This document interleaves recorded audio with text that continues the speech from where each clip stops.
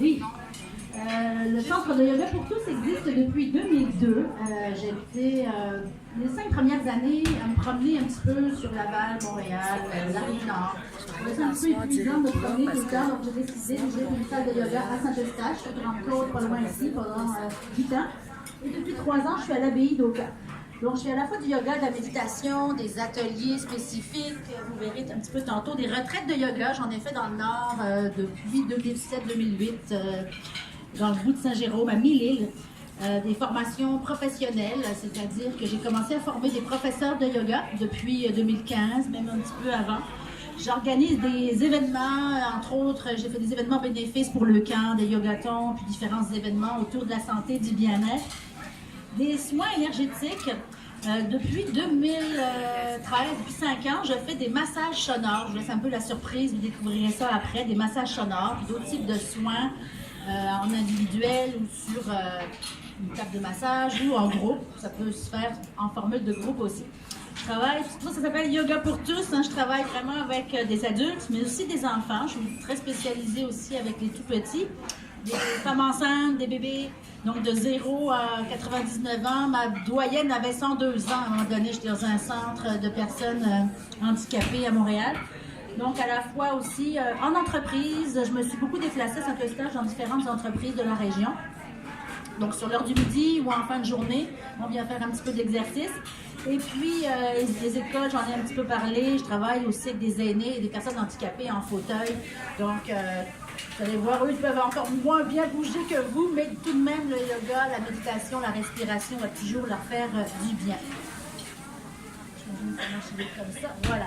Donc, très, très rapidement, comme je disais, j'organise des événements. J'ai mis, je ne ferai pas la lecture de tous les événements, mais les événements qui s'en viennent à l'abbaye ou ailleurs. Bain de son, ça veut dire vraiment, c'est comme prenez votre bain dans de l'eau, mais là, c'est du bain, un bain sonore avec les bols tibétains, entre autres. Bon, différentes formations que je donne au niveau du yoga pour les enfants. Notre objectif, c'est vraiment d'amener le yoga dans les écoles et les garderies à travers le Québec. Alors, on a un beau programme qui s'en vient avec ça. Puis, Nadine, qui est ici aujourd'hui aussi, avec qui j'ai souvent travaillé, qui fait du yoga avec moi aussi depuis très très longtemps, va venir 4 belles séances aussi à l'abbaye. Vous avez le petit client d'ailleurs sur la table. J'accueille des formations aussi. Moi, des choses qui m'intéressent, je les fais venir à l'abbaye pour me former moi aussi. Donc, on va avoir une série de 3 ateliers sur les massages indiens ayurvédiques. C'est ouvert à tous, il n'y a pas besoin d'être massothérapeute, c'est des blocs de 4 heures pour apprendre des techniques de massage indien.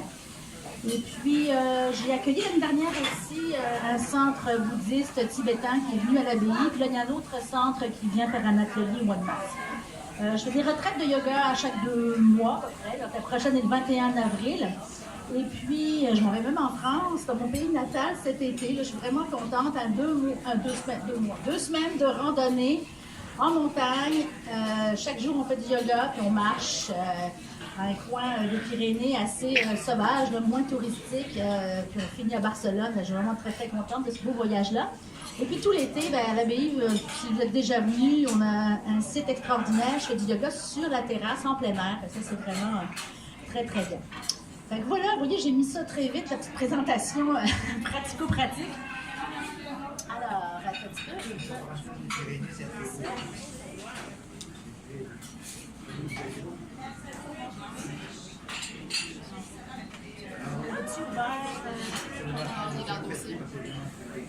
Ah, dans le dossier.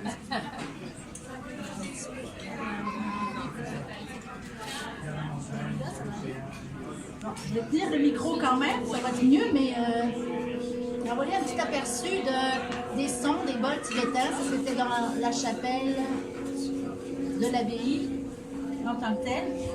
C'est une arche de cristal. Je vous demanderais de relâcher vos tasses, vos verres, vous éloigner un petit peu de la table et prendre 2-3 bonnes respirations. Je sais qu'on est dans un restaurant, vous avez peut-être faim, puis il y a du bruit, mais c'est pas grave. Gonflez votre ventre. C'est ce qu'on appelle vraiment la respiration abdominale profonde. Oui, il n'y a pas besoin de beaucoup bouger, il y a juste votre ventre qui bouge. Et puis effectivement, comme mademoiselle ici, des fois on peut expirer par la bouche. On va l'essayer. On va faire la grande inspire. Et on souffle par la bouche.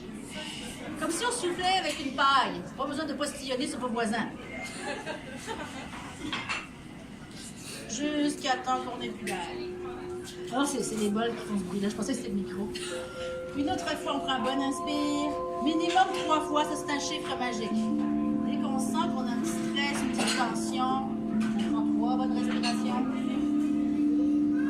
Vous allez passer une journée zen, vous allez voir aujourd'hui avec tout ça.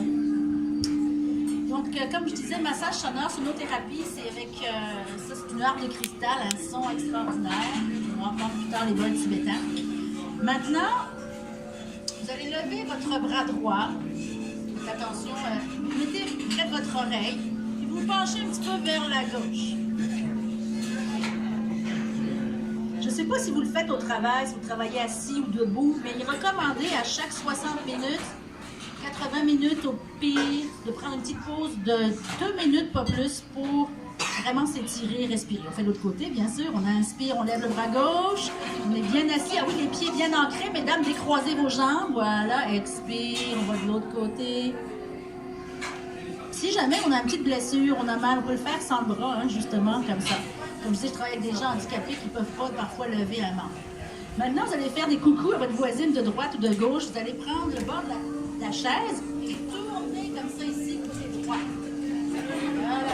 Voilà, sur le dossier, ça va bien aussi. C'est comme ça qu'on dit bonjour à son voisin-voisine aussi. On revient au milieu en inspirant. Puis on se tourne de l'autre côté. On dit bonjour à l'autre voisin-voisine. Vous voyez, là, on voit les magnifiques salles, entre autres, de l'abbaye, qui peuvent accueillir celle-ci 500 personnes facilement. Inspire, on revient au centre. Et puis, quelque chose qu'on fait souvent quand on a mal dans le cou, hein, on a mal les épaules, le mal de dos, c'est un peu le mal du siècle, c'est de rouler nos épaules vers l'arrière. Alors, on monte vers les oreilles en inspirant, puis en expirant, on va en arrière et en bas. On tire vers le bas. 3 fois, comme je disais, c'est le chiffre magique. On inspire, on monte. On expire, on descend nos